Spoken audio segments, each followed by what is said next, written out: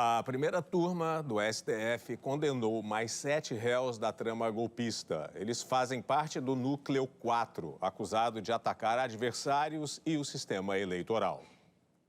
O relator ministro Alexandre de Moraes abriu votação sobre os 7 réus do Núcleo 4, acusados de 5 crimes. No voto, Moraes afirmou que os réus usaram a estrutura do governo para espalhar informações falsas e desacreditar o processo eleitoral, com o objetivo de manter o então presidente Jair Bolsonaro no poder.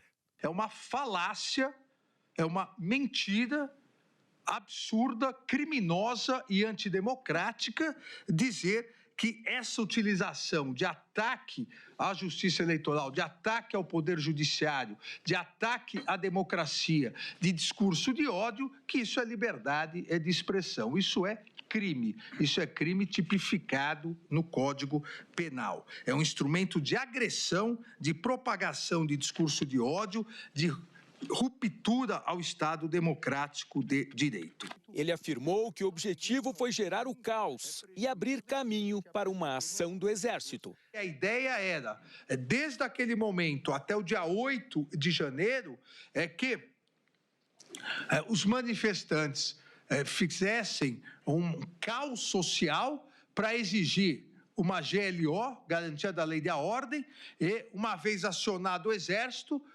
isso seria utilizado para dar um golpe de Estado. Moraes pediu a condenação de 6 réus pelos 5 crimes e votou pela condenação em apenas 2 crimes no caso de Carlos Rocha, presidente do Instituto Voto Legal, que trabalhou na elaboração de um relatório que levantava dúvidas sobre a lisura das urnas, mesmo sabendo que não havia qualquer indício de fraude. O PL usou o material produzido pelo Instituto com informações falsas para questionar o resultado das eleições. Por isso, Moraes defendeu que, em caso de eventual condenação de Carlos Rocha, a investigação contra Valdemar Costa Neto, presidente do PL, deveria ser reaberta. O ministro Cristiano Zanin seguiu integralmente a posição de Moraes ao votar que os 7 réus integraram a organização criminosa para romper o Estado democrático de direito. O terceiro a votar foi o ministro Luiz Fux. O ministro disse que um juiz não pode compactuar com equívoco, que o entendimento anterior deles sobre os atos de 8 de janeiro gerou injustiças e que realizou um realinhamento. Nos primeiros julgamentos sobre a trama golpista, Fux acompanhou o relator Alexandre de Moraes na maior parte dos votos. Mudou de posição nos julgamentos seguintes.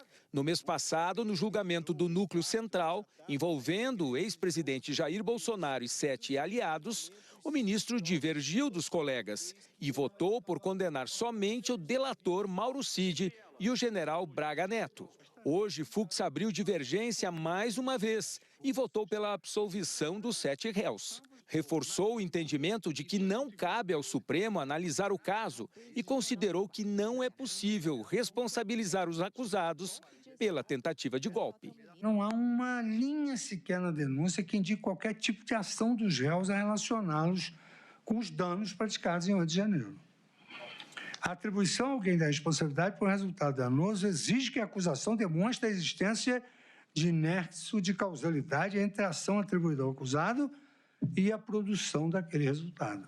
A quarta a votar foi a ministra Carmen Lúcia. Ela também seguiu integralmente o relator e formou maioria pela condenação dos 7 réus. Sabedores do que estavam fazendo, do ilícito, levaram adiante com a finalidade exatamente de garantir que aquele grupo, liderado pelo ex-presidente, se mantivesse no poder a despeito de ser contra, e aliás, uma passagem que hoje já foi citada mais de uma vez, se estar desbordando do que eles chamavam, eu coloco entre aspas, muitas aspas, 4 linhas da Constituição, até porque a Constituição não tem linha, tem artigos, parágrafos, alíneas. O presidente da turma, ministro Flávio Dino, foi o último a votar e seguiu o relator, fechando o placar em 4-1 pela condenação dos réus. O julgamento de hoje vai servir de base para a Justiça Eleitoral analisar possíveis casos de fake news nas próximas eleições. Por exemplo, situações em que um candidato dissemine informações falsas para tentar mudar votos de eleitores. Ângelo Martins de Nicoli foi condenado a 17 anos de prisão. Reginaldo Vieira de Abreu, a 15 anos e 6 meses. Marcelo Araújo Bormevete foi condenado a 14 anos e 6 meses. Giancarlo Gomes Rodrigues, subtenente do Exército, a 14 anos. Ailton Gonçalves Moraes Barros e Guilherme Marques de Almeida, a 13 anos e 6 meses. Carlos César Moretson Rocha, a 7 anos e 6 meses de prisão. Os condenados ainda terão que pagar 30 milhões de reais de danos morais coletivos e estão inelegíveis.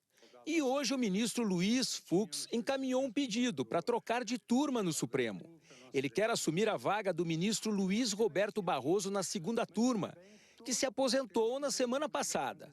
Fux disse que, apesar da mudança, está à disposição para participar dos julgamentos na primeira turma. A decisão vai ser do presidente do STF, ministro Edson Fachin. Agora à noite, o STF decidiu reabrir a investigação de Valdemar da Costa Neto por suposta participação na trama golpista. Ele não quis comentar. A defesa de Guilherme Marques de Almeida afirmou que, respeitando os votos dos demais ministros, o voto de Luiz Fux foi o mais sensato e reconheceu a inocência do cliente e que vai aguardar a publicação dos votos para elaborar a estratégia do recurso. Nós não conseguimos contato com as demais defesas.